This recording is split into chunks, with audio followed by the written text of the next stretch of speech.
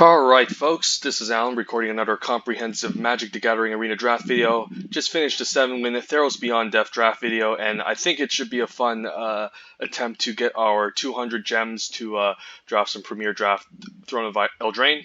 So let's fire off another Theros Beyond Death, and I think the reward for getting the 8 wins to 7 wins is the extra 200 gems that you got for accessing. So maybe that can happen, and we can end up drafting some Premier Drafts. But for now, let's do another Theros Beyond Death draft video in case some of you want to improve with this set. And it's definitely a very deep and very fun set too. Definitely my favorite one so far this year. So let's begin. Alright, Theros Beyond Death, limited draft. Pack one, pick one. What do we have the pleasure of opening? What's this rare? Pretty good rare. I mean, Thassa's Intervention. You can either draw X cards or counter a spell, depending on how much it costs. And usually the second ability for countering target spell is usually it does get the job done since it's twice X. So I mean, even if you're paying 2X, you're mostly gonna get a nice counter off of something. And then I guess this is just draw two. I'm sorry, the first ability I thought you could just draw that many X cards. If you can draw that many X amount of cards, then that would be much better, but I guess you only draw X2 cards. So I guess on turn 4, you can maybe instant speed this end of turn, draw 2 cards, or a counter target spell. So I guess it's just a fine, good, versatile spell. But again, not a big fan of blue in this set. I think blue is very underwhelming. It's just not good unless paired with white. And even a card like Thassa's Intervention wants to be played in a more controlling blue archetype, so not necessarily blue-white since that's more aggressive and constellation heavy. So I guess if you're ready in a deck that's like blue-black or blue-red, Thassa's Intervention would be pretty good, but I don't see it happening. I just don't like blue in this set overall. Looking at the uncommons, there's Reynada as an excellent creature. Green is a very good color in this set, probably the second best color along with white.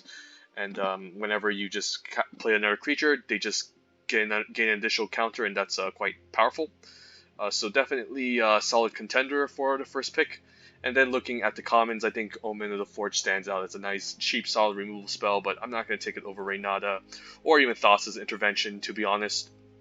So between Reynada and Thassa's Intervention, I don't mind just taking Reynada here as a powerful creature that the opponent needs to deal with ASAP, or else it'll just start enhancing your own creatures.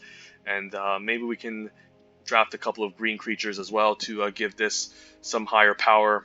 Since it's just going to enter as a 4-mana 2/3, you can, if you have a couple more devotion to green, you can enhance this even more. So don't mind Reynada here. Thassa's Intervention is also fine if I want to set up like a blue controlling deck. But again, I'm not a big fan of blue in this set. And I think green is just a better color overall due to the fact that green has just these excellent escape creatures like Loathsome Chimera and Voracious Typhon and other excellent escape synergies. It also has great constellation synergies as well, which you kind of want to be in. So we'll take Reynada here over Thassa's Intervention. I think Thassa's Intervention is still good, but I think Reynada is close in power level that we just take Reynada over the rare. Alright, after first picking Reynada, we have some interesting options here. There's a Dreadful Apathy if I want to set up a nice white-green Constellation Beatdown deck. Shimmerwing Chimera would have been fine with the Thassa's Intervention if we picked it up. Other good cards, there's Alseid of Life's Bounty, and I think I like Dreadful Apathy over both Heliot's Pilgrim and Lagona Story Bandtiller, that I would pick it over them, but I don't know if I would take it over. I mean, I don't know if I would. I don't know if it's in the same power level as Alseid of Life's Bounty, since it can also help protect our cards like Reynada by keeping up one colorless. Shimmerwing would be good if we want to set up, like, I don't know, some sort of blue-green constellation deck. It depends on whether or not we pick up the uncommon Eutropia in this deck, in this draft. But outside of that, if you don't have Eutropia for the blue-green constellation deck, it's not very good. It just doesn't come together a whole lot. So it's an interesting decision here. Alcyon and Dreadful Apathy is pretty nice. They both go pretty well in a white-green constellation deck. Shimmerwing Chimera would be the more risky approach, where it can end up being good in your deck or not. And it doesn't really fit well with our first pick unless we open up Eutropia, which is also an uncommon.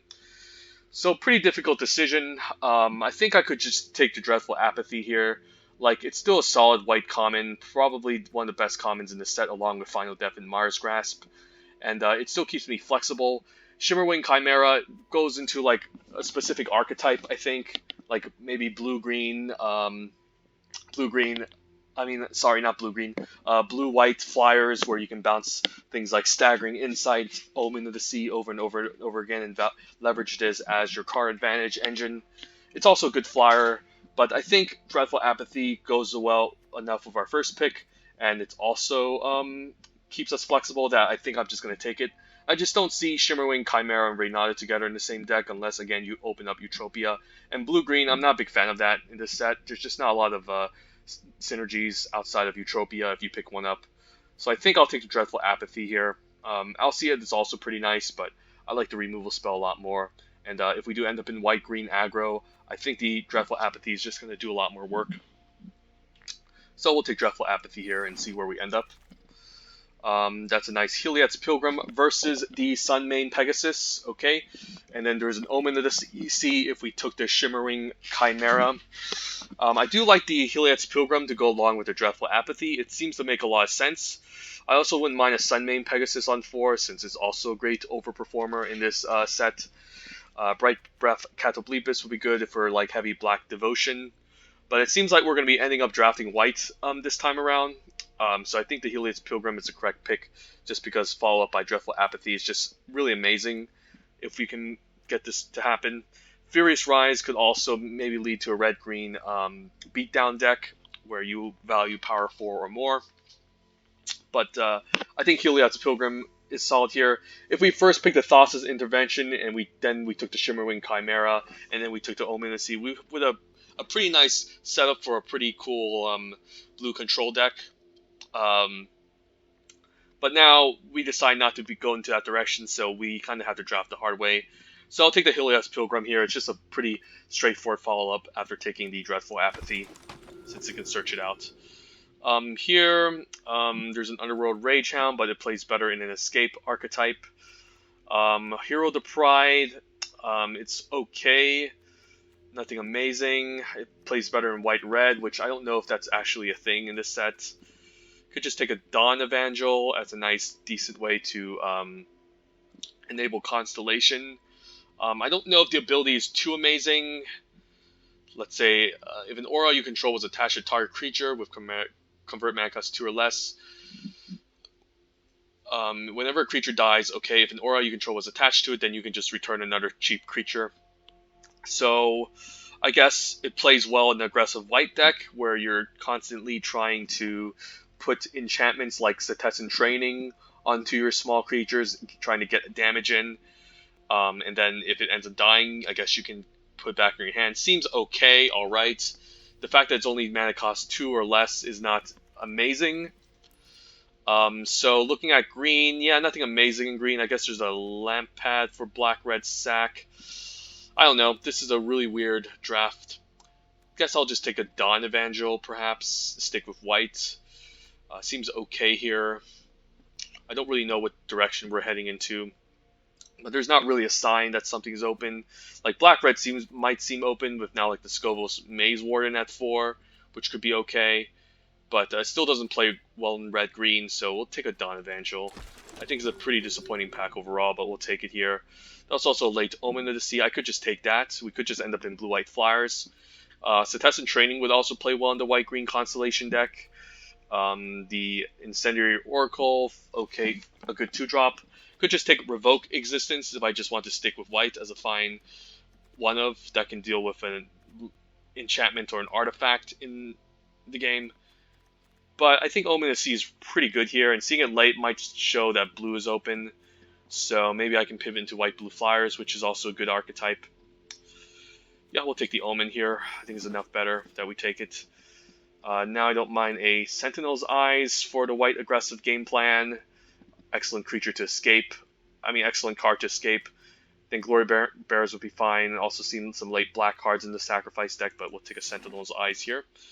And I do like myself a Leonin of the Lost Pride as a decent 2-drop, especially since it can exile a card after it dies. Can be quite relevant against opposing like Underworld Rage Hounds or Loathsome Chimeras. So we'll take it. Starlight Mantle looks pretty good. Like, we could just be in blue-white flyers, and this is the perfect card for it, since you're looking to protect your flyers with those powerful enchantments like Staggering Insight and Commanding Presence. Triumphant Surge could be okay as well. Wings of Hubris could be okay, but usually white tends to have a decent amount of flyers that you don't care about the Wings of Hubris. So we'll take a Starlight Mantle. Maybe we can set up a nice blue-white flyers deck. Take another Leonin, that's a fine 2-drop. Don't think Relentless Pursuit makes sense, even if we're in white-green. Maybe Hero of the Pride can make the cut. It's pretty decent with Sentinel's Eyes, I guess. Maybe if we can enhance this with like an enchantment, it can be pretty nice. So, Final Flare, I guess if we end up in white-red, there's a chance we can just generate tokens. And this Final Flare can be okay, but it doesn't seem good. That is a late Furious Rise, though. Could just take an Eidolon. Doesn't seem like an amazing card for this deck, but we'll take it here just for the sideboard, perhaps. And maybe we end up playing white-red, and Wrapped in Flames can be a nice card, especially along with Hero of the Pride or Hero of the Games, since you can also deal 1 damage to the hero to trigger it. We'll take a Hero of the Pride. I mean, the Wrapped in Flames, in case we end up in white-red aggro, which can be a thing, but not a big fan of it in this set. And now we even have Nyxborn Seaguard, which can be an okay blocker on 4. So yeah, it seems like we're mostly in whites, like some nice white aggressive archetype. We don't know what our second color is. We'll see. And well, that should have been good with the Scovos Maze Warden. There's a Daybreak Chimera, Entrancing Lyre, Inevitable End, Iroh's Blessing for the red deck. I think I like Entrancing Lyre and Daybreak Chimera over the second Sentinel's Eyes and the Labyrinth of Scovos. Pack 1, pick 1, it would be pretty interesting. I think I would still take an Entrancing Lyre over everything else, Pack 1, pick 1, since it keeps me the most flexible, most open, and it's a good removal spell. Now that being said, do I take the Entrancing Lyre over the Daybreak Chimera? So white tends to be creature heavy, and I mean, it's fine to have Entrancing Lyre, but I think we might want the flyer here, since we're setting up to be quite an aggressive deck, and we could just be in blue-white again with the Staggering Insights and Commanding Presences. We could use a nice flyer to help get some attacks in. Otherwise, the Entrancing Lyre is pretty good, but we'll just stick with white for now. Take the Daybreak Chimera. It's just a really good card for our deck. Now, it's pretty interesting. There's another Heliod's Pilgrim, but we do already have one already that can search up the Dreadful Apathy. I guess the second one can also search up Sentinel's Eyes or Starlight Mantle. Otherwise, there's also Hero of the Revel, which might signify white-red is open. There's also Loathsome Chimera if I want to be more escape-heavy, but Iroh's Blessing is probably the better card than Heliod's Pilgrim. And we did pick up Wrapped in Flames already, so maybe we just end up drafting white-red. I could be wrong here. Heliod's Pilgrim would be the more flexible option. But we do have a Hero of the Pride already and Wrapped in Flames, and seeing an Iroh's Blessing being passed from our left-hand side does signal that maybe red is open, and we can be this nice red-white heroic deck, which I have never drafted before. We'll speculate on the Iroh's Blessing. I think it's strong enough that we take it. Ooh, Staggering Insight, never mind. Well, we missed out on that one. I think I'll take the Staggering Insights over Shimmerwing Chimera. Shimmerwing Chimera would be really good in our deck, but Staggering Insight is just a payoff for the white-blue flyers deck. So, yep, I guess we missed out on the Heliod's Pilgrim, but hopefully we can pick up a second one later. The Shimmerwing Chimera does have neat synergy with the Omen of the Sea and the Starlight Mantle, just bouncing it back, but Staggering Insight is just kind of what you need in this blue-white flyers deck to help close out the game and essentially win the game. So we'll take the Staggering Insight, and we'll just get into blue-white flyers. Here, there's a Heliod's Punishment, but I think the Transcendent Envoy is the card we kind of need. There's also Karametra's Blessing, of course, but the Transcendent Envoy is just a nice target for the staggering insight. And white-blue flyers is aggressive, but not super aggressive. That we need something to lock the opponent's opponent's creature down temporarily. Otherwise, I think Ichthyomorphosis would be better. So here, we'll just take the Transcendent Envoy. We are looking to be more flyer heavy, and we could use a good flyer at 2 that can get the enchantment going. Another Daybreak Chimera, excellent. So white-blue definitely seems open. Glad that we're moving into that direction. Do I need another Leonin? Probably not, since I have 2 of them ready. Flicker of Fate is pretty excellent in the white-blue flyers deck, especially if you can flicker the Dreadful Apathy and combo off with it. It's also pretty nice if the opponent tries to target one of our flyers. We can just move this Staggering Insight into something else. We'll take the flicker here. Maybe play 2 of them. I don't mind 2 of them in the white-blue flyers deck. And Omen of the Sun, nice way to generate tokens on the ground to help stabilize, and decent 3-drop. There was also the 6 mana Sea God Scorn, but I think we're fine without it as long as we can fly over. We should be decent. Hero of the Winds we could end up playing or not. Not a big fan of it. Flash Turtle could be okay as well if you're flying over, since it gums the ground quite nicely. I haven't been impressed by the Hero of the Winds, to be honest. So we'll just take the Riptide Turtle. And we're just going to draft this nice blue-white aggro deck.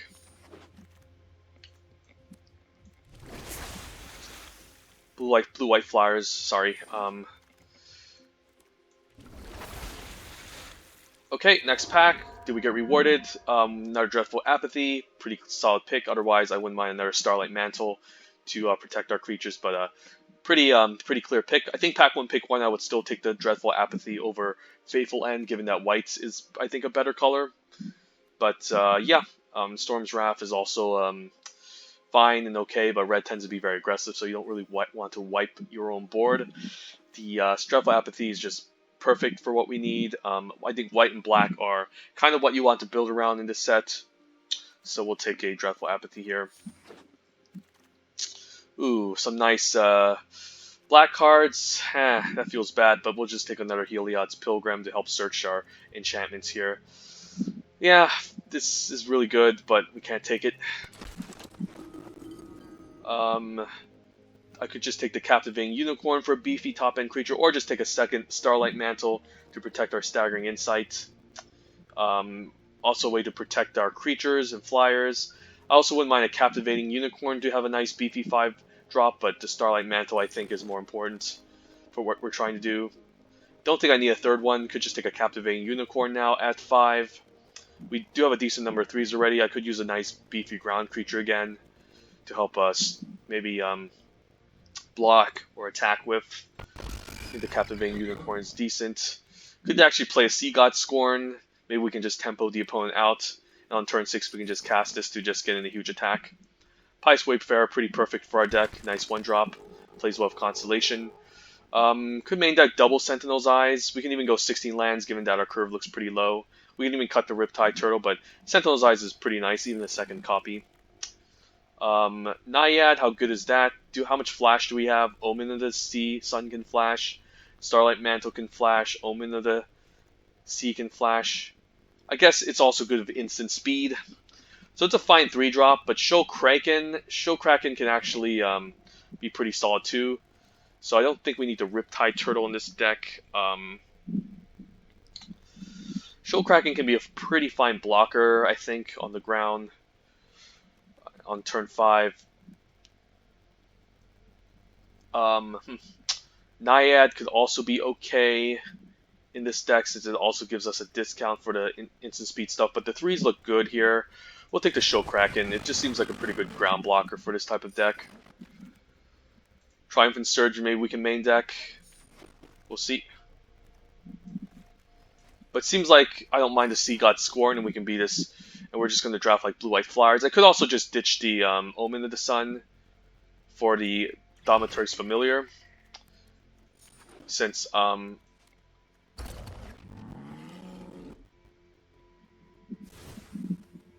it's also a flyer we could use. So I think we're going to go to 16 land since the curve looks incredibly low. Even the Daybreak Chimeras are going to be like cost 4 or 3 due to the fact that we're heavy white. And if we move everything over to the other side, let's see. Looking at our curve, seems fine. So this is more or less likely our curve, I think. A lot of small creatures, and we do have 13 creatures, so we could get away with cutting a non-creature card. In that case, maybe we can just cut the Flicker of Fate. It does have neat synergy with double Dreadful Apathy, though. But might not be necessary having 2 copies of them. The Starlight Mantles is a nice way to protect our flyers. And I do like having 2 copies of them, since they do work better if our creature has a Staggering Insight on them. But the Flicker, yeah, could also protect our creatures too. So it's a pretty interesting what we want to do here. We could just cut a 3-drop. Omen doesn't seem too exciting. It can make a bunch of tokens, I guess, but I don't think we don't really care about going wide on the ground. Like, I guess it can make chump blockers on the ground. And again, we do need creatures, so I guess we have 14 creatures counting Omen of the Sun and all these non-creature spells. So maybe the fact that we're lacking so many creatures makes me want to play this Omen of the Sun, which could be okay. With double Dreadful Apathy as removal, maybe this Flicker of Fate can disrupt the opponent. But if we're going to play the Staggering Insight, I definitely think we need the double Starlight Mantle. And we also have a decent amount of flyers to equip them onto, like to protect like the Daybreak Chimera, Thaumaturg's Familiar, and the Transcendent Envoy if the opponent tries to kill them. We also have Sentinel's Eyes, I guess, to enhance our flyers, so they're going to be targets for the opponent's removal spells. So it's good to have double Starlight Mantle, and 1 Flicker could be fine, even though it has neat synergy with the Dreadful Apathy. Exiling the creature and then flickering it, paying 2 to exiling the creature and then playing 2 to flicker it and then put it onto another creature. Pretty decent combo, but I think this is fine. We just go 16 lands and try this out.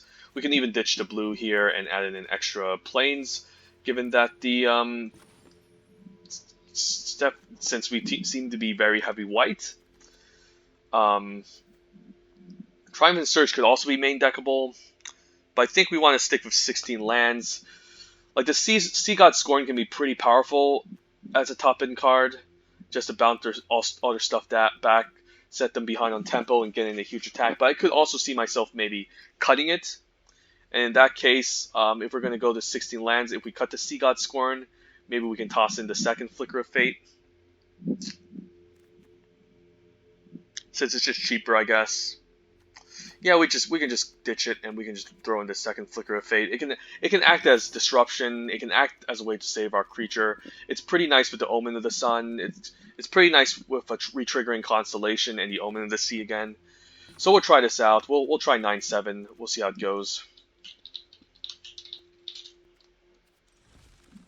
And our curve is low enough that I'm willing to run 16 lands here.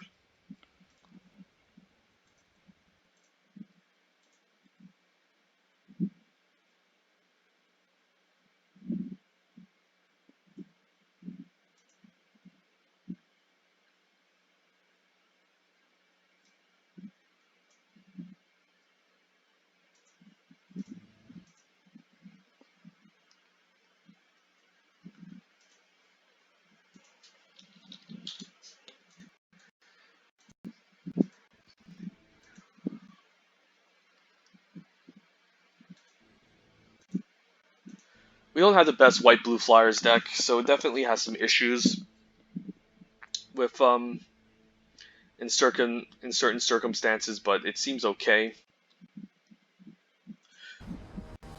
Guess we're also kind of creature light.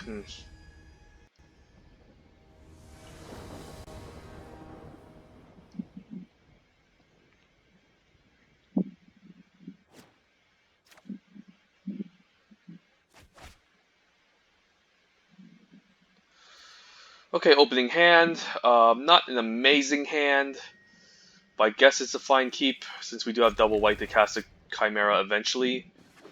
And hopefully we can top deck a good 2-drop like this one here. If Familiar can help us scry, find something. Definitely not going to attack into that. Could just play out my Leonins here. And then I can just cast this on turn 4. If I can scry and get a land, I guess, off the top. Definitely not going to attack into this. Doesn't make any sense. Since it's just a better ground blocker at the end of the day. Opponent's splashing, okay. So I guess we won't have any trouble casting the Daybreak Chimera next turn, so we might as well play a creature out on curve. Omen of the Sun, how good is that? It's going to make 2 1/1s, but I don't think we need it. Yeah, we don't really have any good synergy with it, so I'll bottom with it. I'll bottom it. No need to attack, I think we'll just stay back. Opponent could play a bigger creature and this 3/1 can trade for it. Like, we're not in a game where we're just trying to just kill them ASAP. And this 3/1 can trade well with this 2/3, so quite happy about that. Have to keep in mind he has 2 mana open. So now what? I could play out the Daybreak Chimera. It could run into a removal spell. Otherwise, I could just play out both my 2 drops, and then next turn I could play this for 2 and keep Starlight Mantle up. Maybe that's just better. So we'll get in there for 1 here, and we'll keep the Leonin back to hold off the 2/3.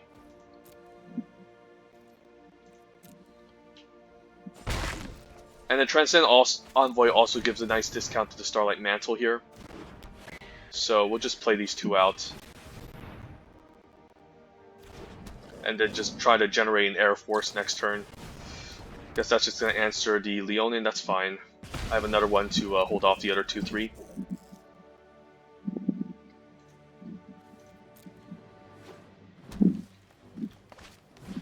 Nexus Warden, okay, I guess that's going to put a halt to our flying army, but the Dreadful Apathy can answer it, so I actually don't mind that.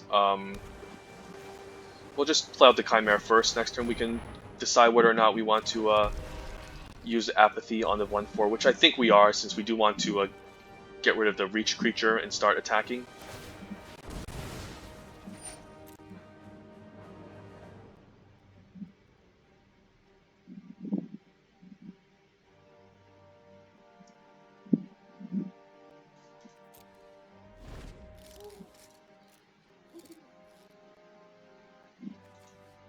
I would hate seeing a Voracious Typhon here. That can get back the Omen of the Forge, and then therefore we can keep up the Dreadful Apathy or the Starlight Mantle to deal with it. So he's going to Omen something next turn, probably the Leonin. And maybe we can race him on the ground, so let's just Apathy here, I think, on the 1/4. And then we can play out the Hero of the Pride, keep up blue mana for the Starlight Mantle, and then attack in the air. Because we do need to, again, pressure the opponent.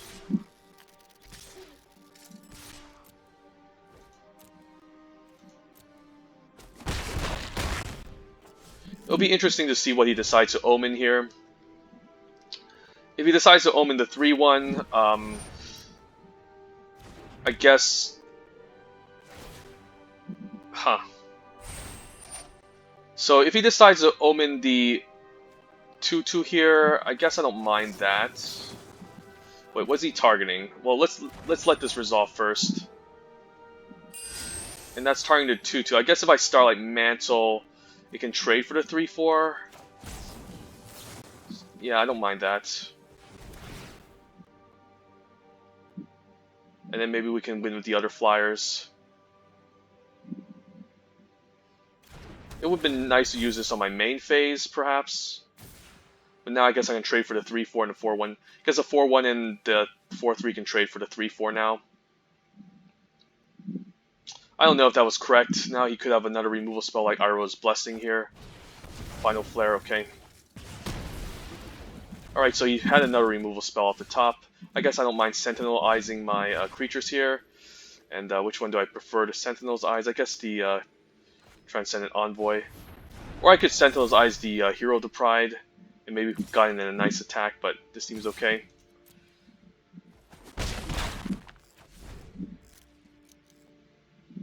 And if he traded for the hero, I could just re-equip the Sentinel's Eyes onto something. Did he find another removal spell off the top? Probably. Mystic Repeal, okay. I can still cast my Sentinel's Eyes at least, and pump my army and go get in for a huge attack. Let's just do that.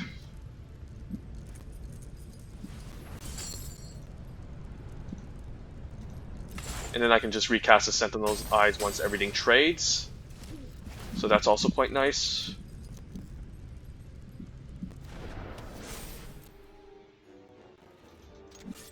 The fact that the 5/4 has Vigilance is also pretty cool.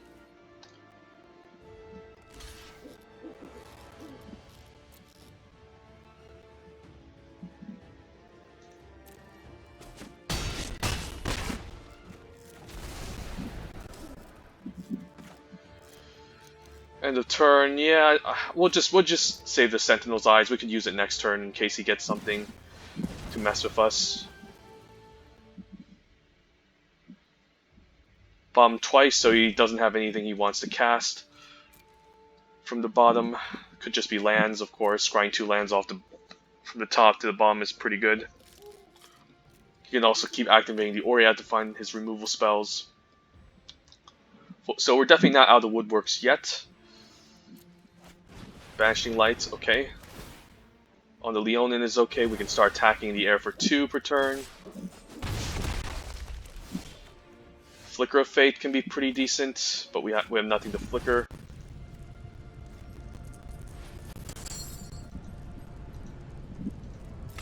And I guess this 1/2 can also, this 2/4 can also block pretty well, so we'll get in there for 2. And the Flicker of Fate can also go into the graveyard, and we can exile it to get back the Sentinel's Eyes if something was to happen.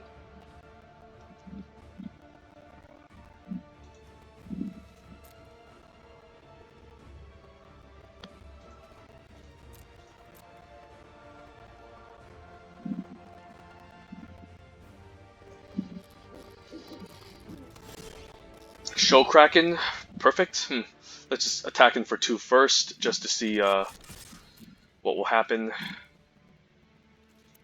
Hopefully he doesn't kill my familiar, since I'll be shields down on Flicker, but the Show Kraken is just too good on this battlefield, so.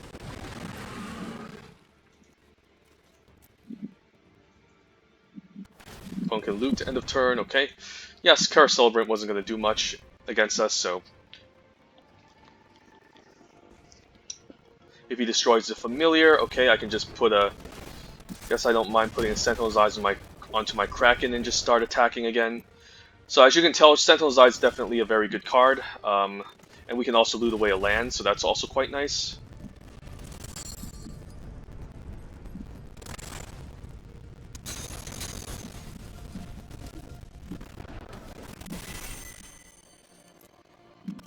Guess we can ditch a plane since we have a million of them already. Keep up the Flicker of Fate, and now we can attack him for 4, and this has Vigilance. So yeah, just need an extra flyer to get across the finish line, and we should be able to win this.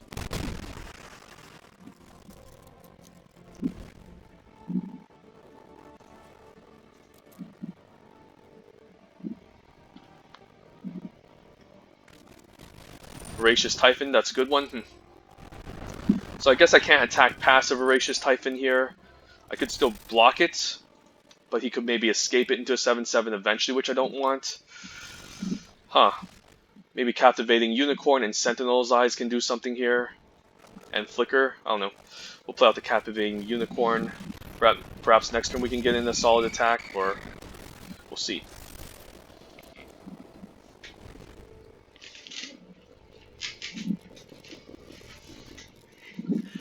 So we could Flicker the Sentinel's Eyes next turn. Put it on the Captivating Unicorn, tap down the Voracious Typhon, but I guess now he has a lot of blockers, so we do need some way to fly over, I think. He lets Pilgrim, okay, that's good. Let's search out, I guess, another Apathy. Or what does Staggering Insight do for us? I guess the Apathy can tap something down, lock something down, and we can get in a nice attack, so I think we'll take the Apathy here. And then maybe we can also Flicker next turn. Guess we can Apathy and then eventually Flicker the following turn. Hopefully he doesn't have Final Flare. I'll just use the Dreadful. I guess he can sacrifice whatever creature. Huh, I guess on his end step he can just sacrifice whatever creature gets. Yeah, so I guess we're just gonna save the Dreadful Apathy until next turn, and then maybe we can tap something down and get in a nice attack.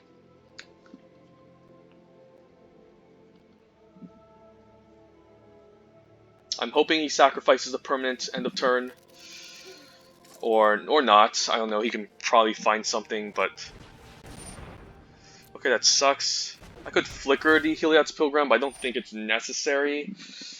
Okay, let's just say I flicker the Heliod's Pilgrim, I find another enchantment, I double enchantment. If I double enchantment, then I guess, theoretically speaking, I can tap 2 creatures down, and I guess I can also just flicker Sentinel's Eyes. No, let's just flicker the Heliod's Pilgrim. Yeah, let's just do it now. So I can get another enchantment, maybe I can tap 2 creatures down, and then hopefully I can get in for 1 damage. Do I need a second? Guess I don't mind a Starlight Mantle. Don't think I need a Staggering Insight at this point. And then maybe he's forced to use the Dream Shaper Shaman end of turn to just find another blocker.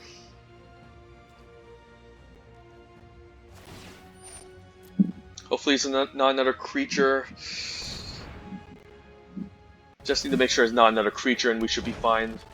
Caryatid of Elysian's Grove. Okay.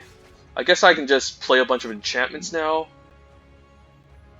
Yeah, that should be enough. Just play a bunch of enchantments, tap down all of his blockers.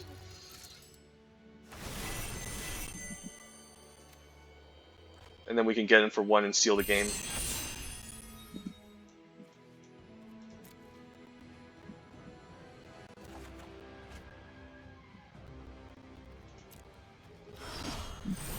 Even flicker,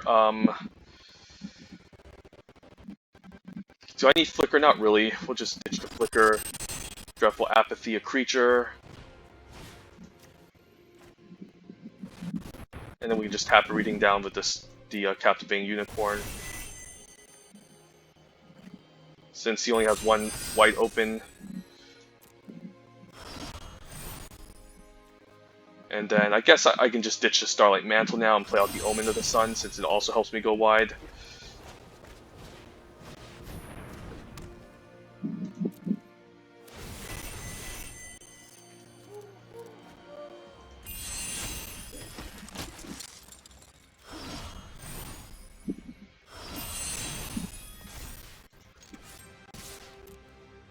And I just won by 1 point of damage. Alright. Yeah, managed to get there. Captivating Unicorn, nice MVP of this game.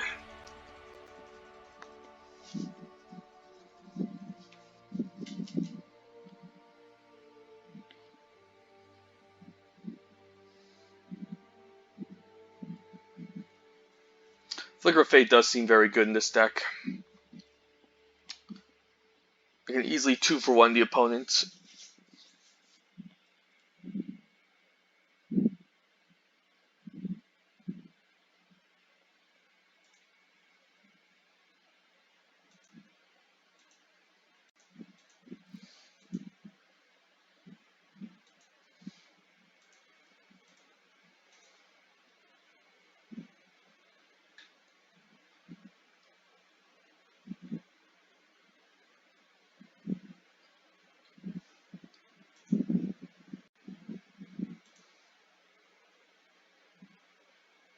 I don't know what's going on, the loading is taking forever. Must be because I have a lot of data running on the background and it's causing a huge issue. So maybe I just log out the internet, perhaps. But I guess that's our first win. What's going on? I swear that was our second win. Maybe something happened, I don't know.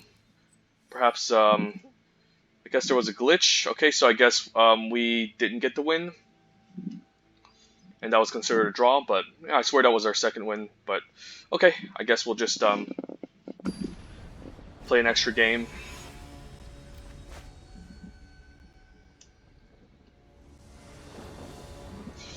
Okay, seems okay.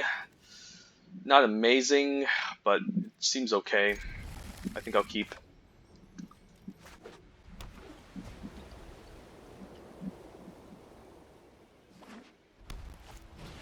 Amulets, so the opponent's playing the splash. We can play the familiar. Hopefully we can get another land going, or find another white creature to cast this for cheap.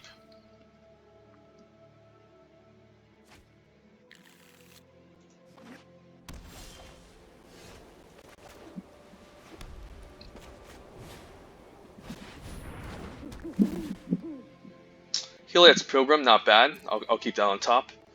Maybe we can find our neat Starlight Mantle. We'll attack in for 1, shuffle our deck, and then once we get a land, we can play out the Daybreak Chimera.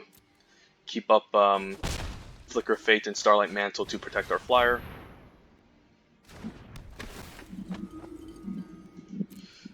Yeah, I already have a Dreadful Apathy. Already have Starlight Mantle. We'll just take the Staggering Insight now in case we need it later. It would suck if he has the Elspeth's Nightmare to kill my creature and also take away my Starlight Mantle, the Staggering Insight. So that could also be an issue. I could Staggering Insight now. He could have a removal spell. So I guess I can stay back. I can also just flicker the Heliod's Pilgrim to find another aura end of turn, since I already have a Flicker of Fates already. Yeah, I guess that's fine. It also thins our deck a bit, so we have a hard chance of drawing into a land. Elspeths, okay. Guess that's going to duress our creature. I could Starlight Mantle here, or I could Flicker. Flicker allows me to scry. Starlight Mantle grows my Thaumaturg, but the Starlight Mantle could be more useful if I top deck an island next turn, since I can also Staggering Insight and keep up the Starlight Mantle. Don't need a hero. Scry was important just because I might need to hit a land drop here.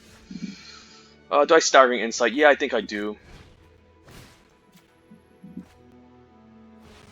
And hopefully I get a land drop, since if he tries to kill my Thaumaturg Familiar next turn, I get my land drop, and he tries, I guess he's going to take away my Starlight Mantle, but I can at least have access to Flicker of Fate, to flicker the Staggering Insight into something else, so this is fine. We're just going to let him duress us, and then we can flicker if he decides to attack, if he decides to deal with my Thaumaturg Familiar this turn.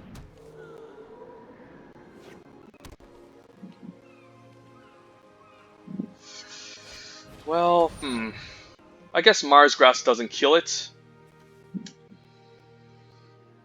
Yeah, Marsgrass doesn't kill it, but it does make things worse here. Guess I don't mind flickering the Staggering Insight into the Heliod's Pilgrim.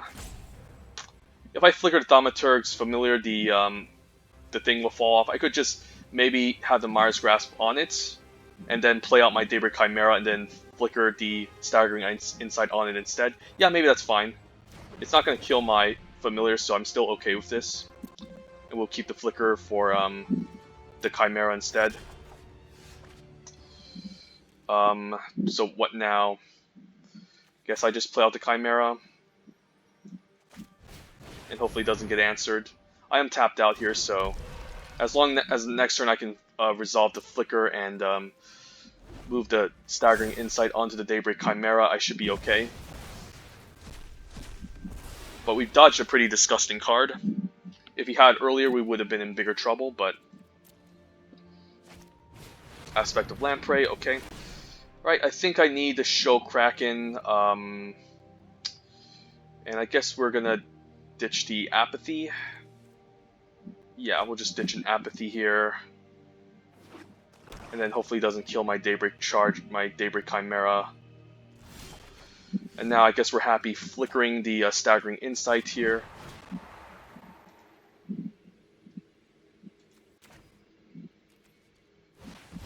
onto the Daybreak Chimera and then keeping up Starlight Mantle to protect it.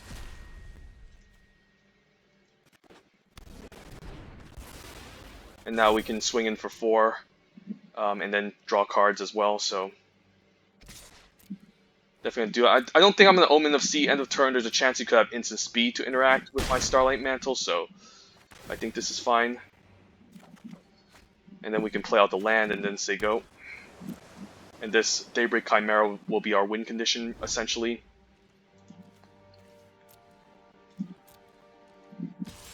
Definitely gonna block here. No need to not block. She's just gonna do is just to get a free roll and gain some life. I understand, but that's fine. Witness. I guess we can attack past Witness. And there's no real 2-mana instant speed card here, so I think we're fine just using Omen of the Sea end of turn. And the 4/4 can attack past the 3/4 anyways. Don't need a Plains. We'll bottom both. Draw a card off the top. And we can also Dreadful Apathy the 3/4. But I guess you can always sack it. So now what? Guess I don't mind the Apathy here. Or let's say attack. He probably won't have Starlight Mantle or anything. But the Daybreak Chimera will keep me shields down on the Starlight Mantle, so pretty interesting decisions. Maybe I do Apathy to Witness here. Yeah, maybe just Apathy it.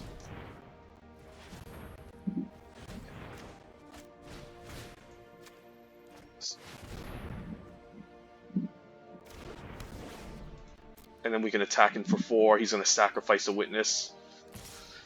And I don't mind attacking for the extra 1 damage.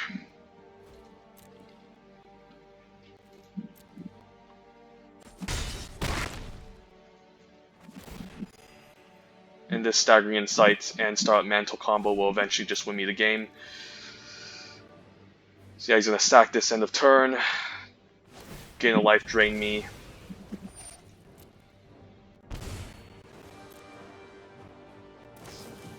Omen to get back to Flyer, I'm assuming. Okay, I don't care about him getting back to Flyer. I should still be okay.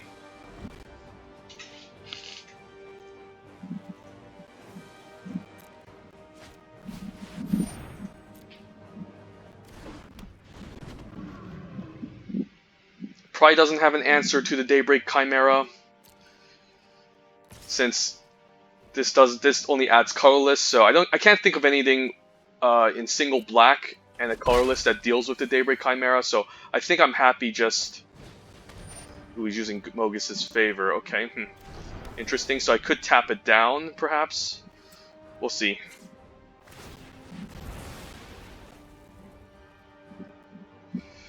Ooh, Sentinel's Eyes? So I guess I don't mind a Captivating Unicorn and Sentinel's Eyes game plan. So we can do that instead.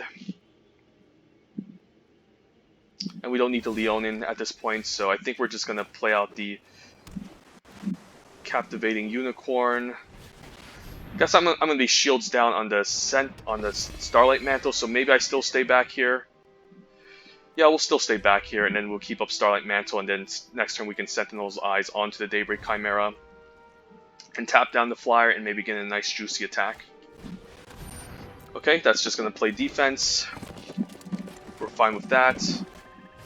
Okay, Rage Scar Berserker. Okay, so opponent doesn't have anything, so I could just tap everything down, I guess, and get in a nice attack. Next turn to hopefully seal the deal. Or I could just attack with the Daybreak Charger and stay back with everyone else. Yeah, maybe we'll just do that. I don't really want to use up my Starlight Mantle because he could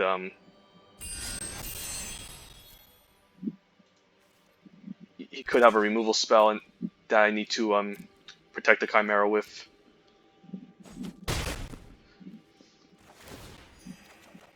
Alright, finally got our planes off the top. We've been flighting out quite so far, so hopefully we get there, but he's just going to draw a single card. We can Starlight Mantle, protect our Daybreak Chimera, and then get in for a nice attack. He could also hold on to the removal spell here, which would be unfortunate. But maybe I still go for it next turn, since he's just going to scry and find an answer. Okay, land off the top. So he revealed it to us, so we should be in good shape here. I guess he can just sacrifice a bunch of cards now to the land pad. We'll just say go. We could find another enchantment off the top. So I guess I don't mind the Starlight Mantle onto the Daybreak Chimera already. And then I can tap down the 5/3 flyer. Enable Constellation with it. Okay.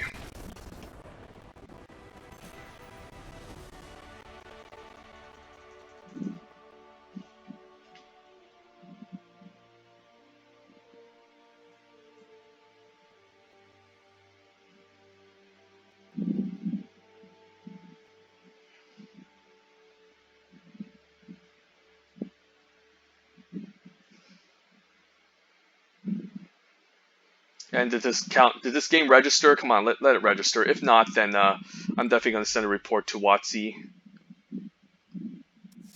Okay, finally registered. Okay, let's see. In that game, we were pretty bottlenecked on, I think, white mana for some reason. But I guess we're still 9/7 anyway, so I guess it was just bad luck. So we'll just keep trying this deck out and see how it goes. But we should be 3-0 right now, but given the fact that there was a glitch or something, we didn't get the victory from the last one.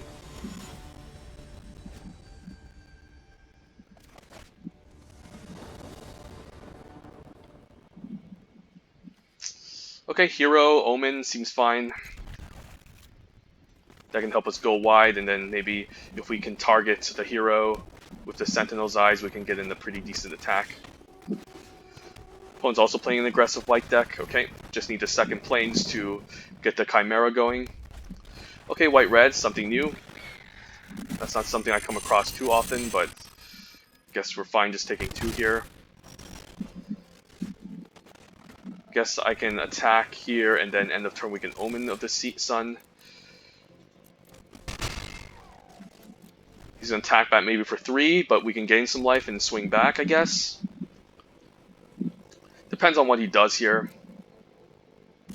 Do I really want to double block this with Omen of the Sun? It can be a huge blowout if he has an enchantment, so I think we just take it here.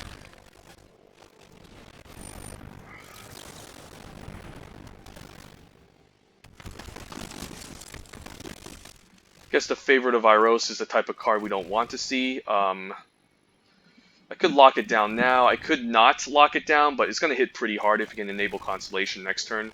So I think we just lock it down now, and then we have access to Flicker to flicker the Omen of the Sun to generate more 1/1s and go wide if the opponent tries to race us here.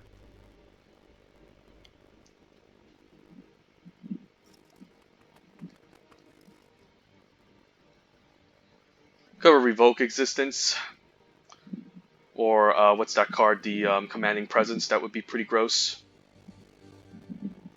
Yeah, I could have Commanding Presence here. That would be a pretty bad... Oh man, yep. Yeah, that's a card I did not want to see, so could just flicker the Dreadful Apathy onto the Transcendent Envoy instead. I think I'll do it now in case he has like a Karametra's Blessing. So we'll just do that now. Yeah, it's not something I want to see happen, but I can't allow him to keep generating 1/1s, so we'll just pass the turn.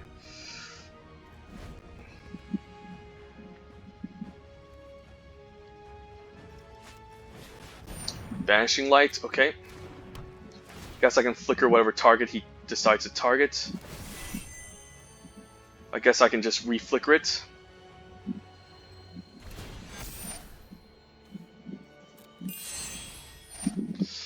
Right, so I guess I'm forced to chump here. How do I target this? Yeah, the Dreadful Apathy.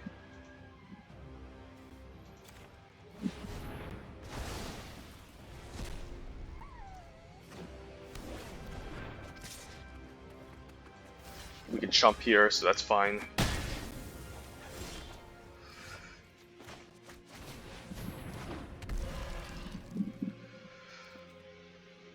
Guess I'll stay back.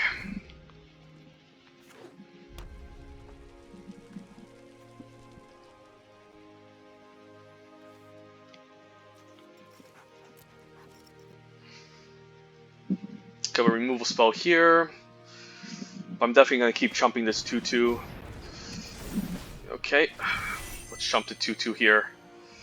And take 3, I think, from the Pious Wayfarer. Fortunately, the flyer has to go. Feels bad, but it is what it is.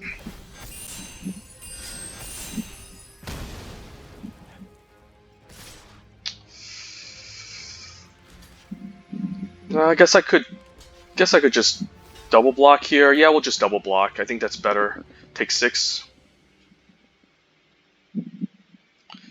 Although I will lose out on White Devotion. I can still cast the next turn for 4. I mean for 3, so it's okay. Could have a heroic, the Infuriate here. I think he's playing on Infuriating, then he's going to get me down to 1. But if he Infuriates on the Pious Wayfarer, he'll save it. But he probably has an Infuriate in a white-red aggro deck, so...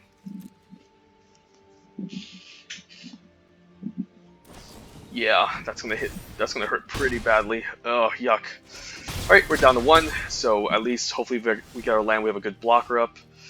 If not, I guess we're just forced to maybe put this Daybreak Chimera in front of this 2/2 and then say go.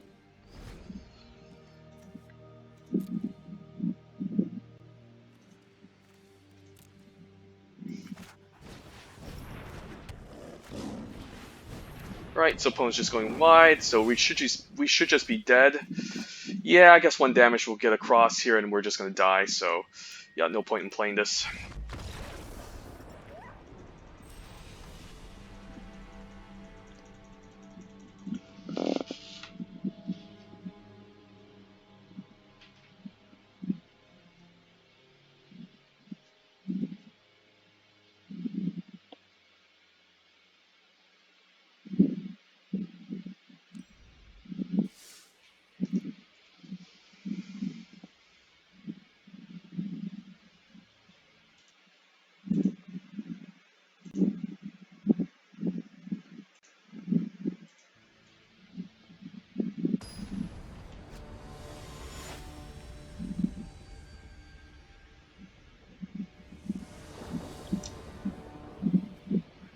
Alright, 2-drop, 3-drop, I guess it's fine. It's nothing amazing. Hopefully I can top deck into something better. But that's a nice 1-drop. Red, green, so power 4 matters, so this might be a tricky one. Although there's staggering insight. I could get in an attack right now, but next turn, I might not be able to get an attack. So if I get an attack right now, I do draw a card. But this is just going to be a 2/3. Maybe we just save it for later. I don't think I really want to go out of my way yet to play the Staggering Insight, since I don't even have a have that card yet. The whatchamacallit, the okay, that's a good one. So he's constantly hitting his land drops. I could Apathy now, but I think it's time to Heliod's Pilgrim instead. And we can search out, I guess, a Starlight Mantle to protect our Staggering Insight. And then the 3/1 can maybe trade for the 4/2 if he decides to attack with it. And hopefully we can find a flyer that we can attach the Starlight Mantle onto. Yeah, so blue-white does require a specific amount of requirements to work. So it's not the best archetype sometimes. Do I Apathy here? I guess this Show Cracking can block this off anytime next turn, so maybe we don't have to. Like, if I draft with Apathy, I guess this can become too power. We can pump up the 3/1, but he definitely kept all his mana open, so I don't know if we want to do that just yet. Could have a removal spell here, and then he can 2-for-1 me with like an Omen of the Forge, I think. So yeah, this is gonna trigger. It's gonna land on my Leonin. Guess I'm fine still taking 4 since I have the Show Kraken again to help block. Yeah, that's okay. Huh. I could Mantle now, but he's probably baiting me. He's probably just baiting me here. We have to keep up the Starlight Mantle for the flyer, for the for something else, I think. But I'll take 4, which isn't the end of the world. Familiar, I don't really care about. We'll kindly take 4. Next turn we can play out the Kraken and start looting away and finding our playbles.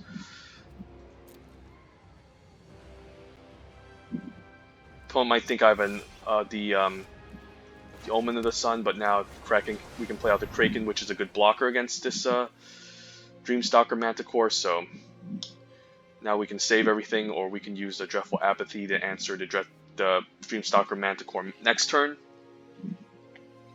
And that also triggers Constellation, so I'll be able to ditch the planes. So, yep, hopefully this survives. It usually does, so we'll just stay back. And the opponent missed out on 4 points of damage.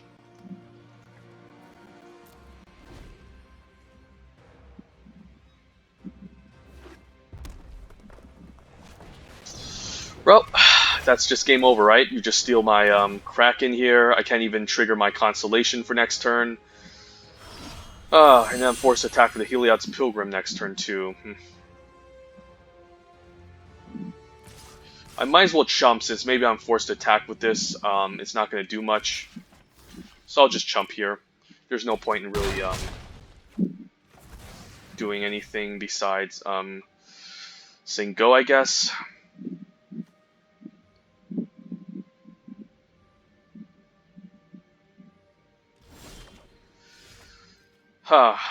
Do I want to prevent 4? I guess this is a lot of damage, so I might as well just Dreadful Apathy now on the Dreamstalker Manticore, and hopefully, hopefully that's the correct target. End of turn, we can exile it, or I can just keep it around because I could top deck a Flicker of Fate, and that can allow me to flicker the Dreadful Apathy when I exile it. So I could just take 5 here, and I should be okay. Maybe I can put the Staggering Insight onto the Shoal Kraken. And then hopefully that can draw me some cards and get me closer, I think. But this is pretty bad. This is also helping him loot. So I'm not in good shape. If he puts out Voracious Typhon, it could be game over.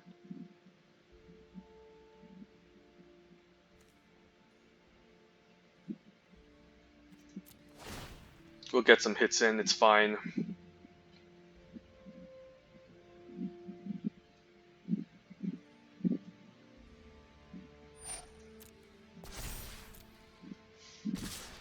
Yeah, let's not activate the Dreamstalker Manticore just yet. It is 4 power though, but we don't see any other 4 power matter cards.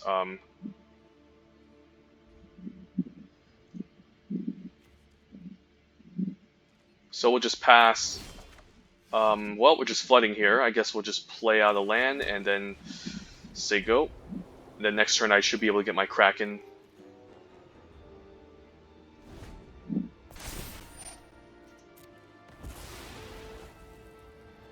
So we are definitely in decent shape still.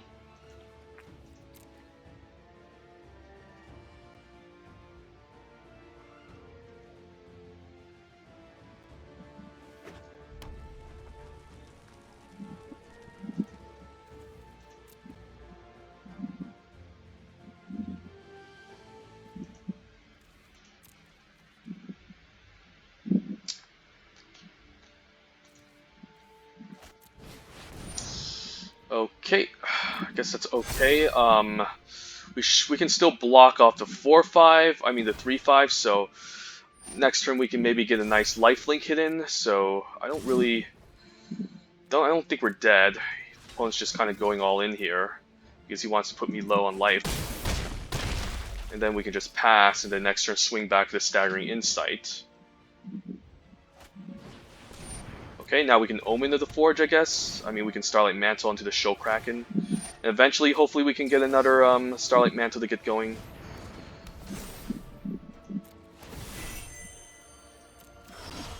Ooh, another Starlight Mantle, perfect. So now I can start attacking the Shoal Kraken, gaining life with it and drawing cards. Okay. I wish I had a flyer here, but I think we have to go for this because we're pretty low on life. And I do like my Heliod's Pilgrim here, getting me a Sentinel's Eyes, perhaps.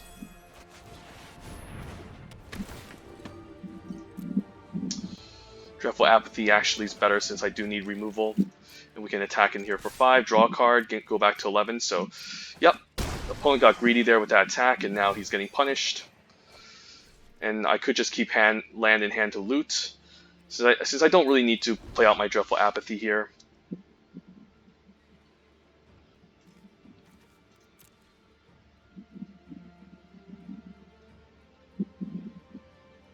And his creatures are quite small, I can still attack past them. And I do have Dreadful Apathy again to answer something large, so yeah, I think we're in good shape. Opponent's just, I guess, upkeeping this to see what he can get off the top to deal with this threat. And then hopefully we can draw into a Flicker of Fates, which can act as a nice 2-for-1.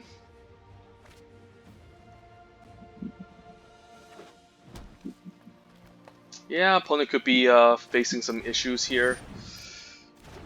I can lock down the Incendiary Oracle next turn, since he can also just pump it twice. So if he pumps it twice and double blocks, then we're not in good shape here. So we do need to kind of just lock this down with a Dreadful Apathy next turn and keep up Starlight Mantle. And hopefully we can connect and draw something.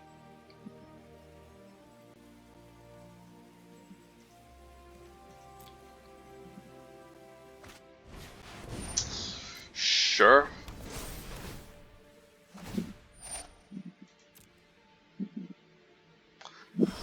I'm definitely going to save my Starlight Mantle here. I don't care if he attacks me for 5 or anything.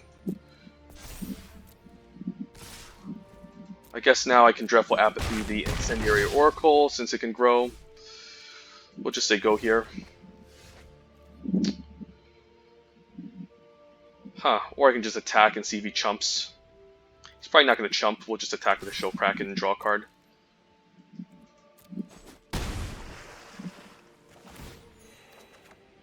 Sentinel's Eyes, that's even better. But here we're just going to... This is pretty interesting.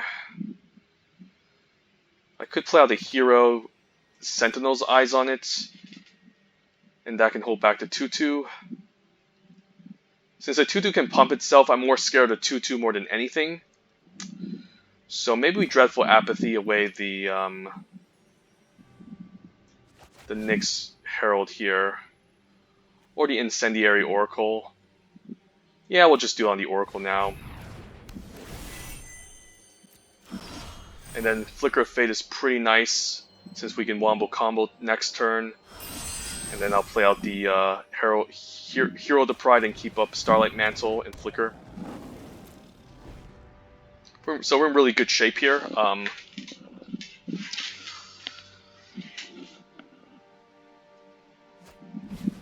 Okay, and now I can Flicker and deal with the Moss Viper.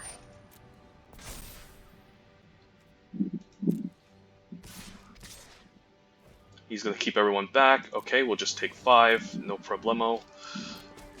So I need to hold full control here. Okay, hold full control. Yep, my turn. I guess we'll just move to a draw step. We will activate the Dreadful Apathy here. And then...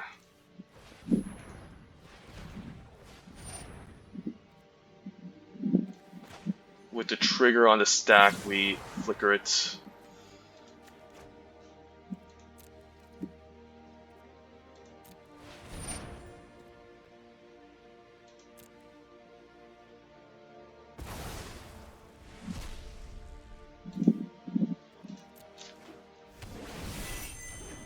And then we can also start looting with the Kraken. Ditch the plains.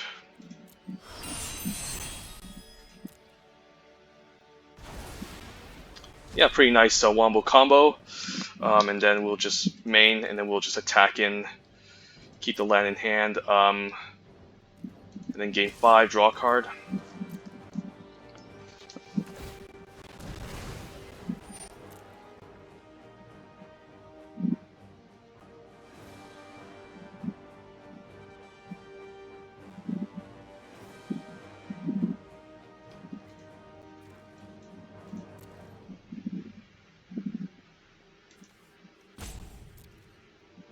Keeps one on top, so he probably has something here.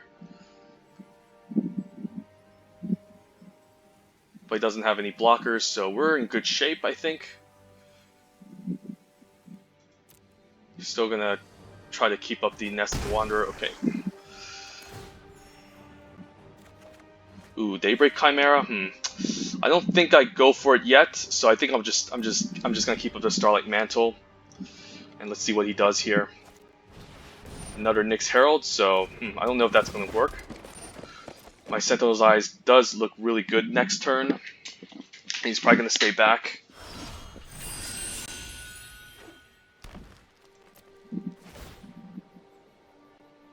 I don't mind the attack. That's fine. I'll take 4, but then next turn I have Sentinel's Eyes to. I can also just gain life next turn. So, okay. I guess the opponent doesn't care. So we'll just pass.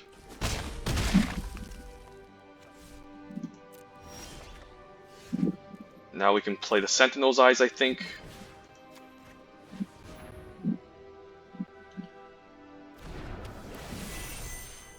So now it's Vigilance, so I can put up a good block. Pitch the land, move the combat, force some chumps.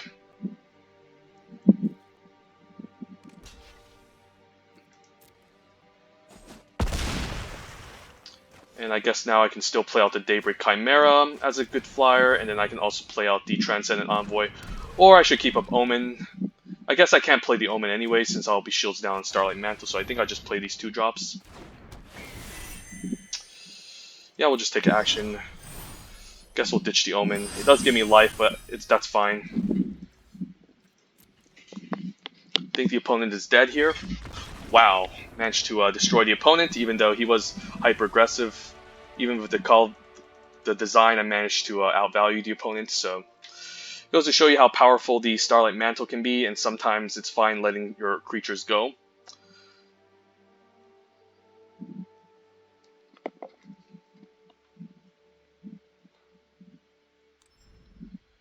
Okay, currently 3-1. Should have been 4-1 this draft, but we'll keep playing.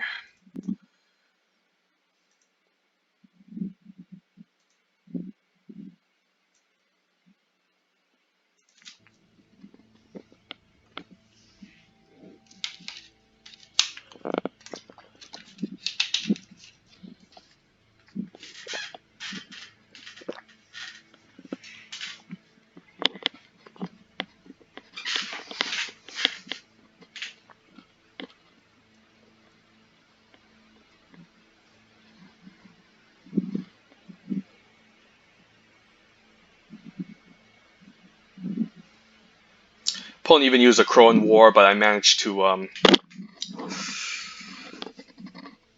even win against that. I thought the Crone War was just game over at that point, but sometimes you just have to be patient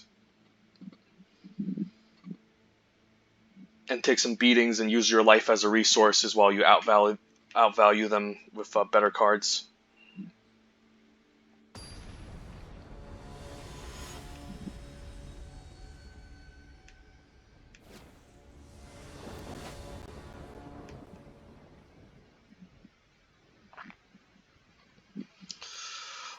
Well, Transcendent Envoy with a Sentinel's Eyes isn't bad. We even have Ominacy and Starlight Mantle. So once we find our Staggering Insight, we should be in good shape, so I'll keep. Do I Transcendent Envoy first? I guess I don't mind, unless he's playing red. How likely is it that we run into another white-red drafter? Like, if that's possible, he could just, again, run away with a Omen of the Forge, but we'll have to risk it here. He could be white-black with a Mire's Grasp, so I also have to keep that in mind. Okay, Mire's Grasp here. Nope, no Mire's Grasp. So I don't mind just putting up the Sentinel's Eyes this turn, getting in for 2, and then keeping up the Starlight Mantle or Omen of the Sea. Since I'm getting in for 2 here is quite nice. And it also holds... I guess I can't block the 2-2, so we're kind of racing each other anyways.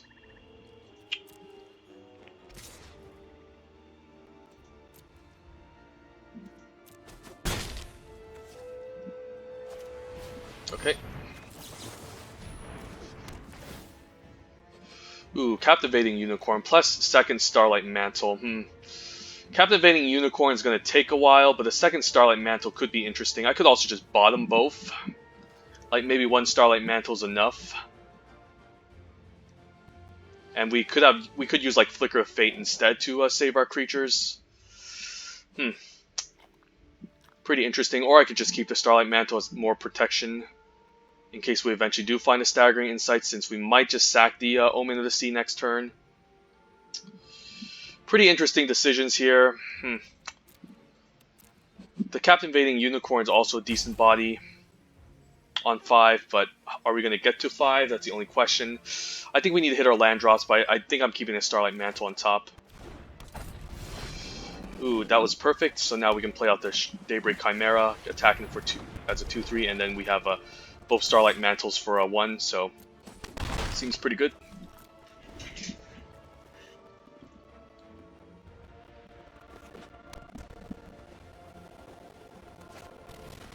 Okay, that is a Sunmane Pegasus. I could lock it down with Dreadful Apathy. I guess he can sack it and draw a card, but I don't really care. Guess we'll keep double Starlight Mantle open, and we'll just use a Dreadful Apathy on the 2/3 and get into 5.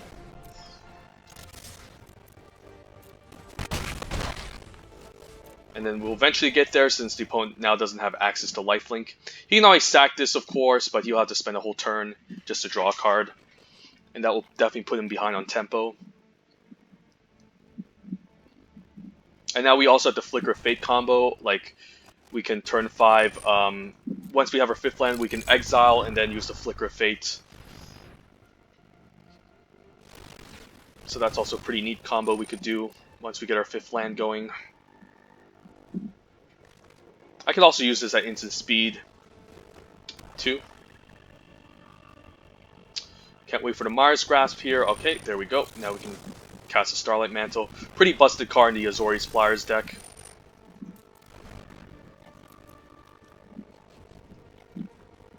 Yeah, Starlight Mantle is not a fun card to play with. Same with, yeah, so white-blue Boggles can be pretty annoying here.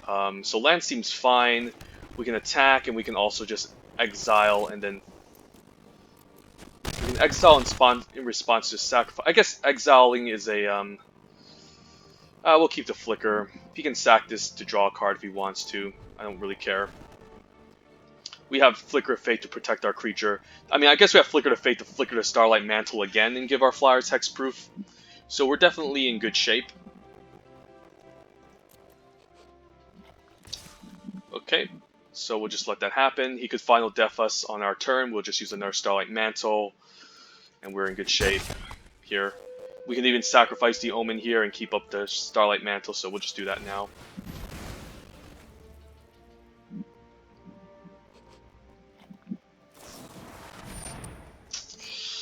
Sorry, opponent, but this is just not your day.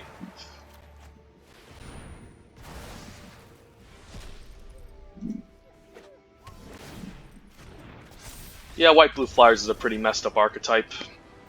That's why they work so well together in this set, and they are definitely, it's a really good combination.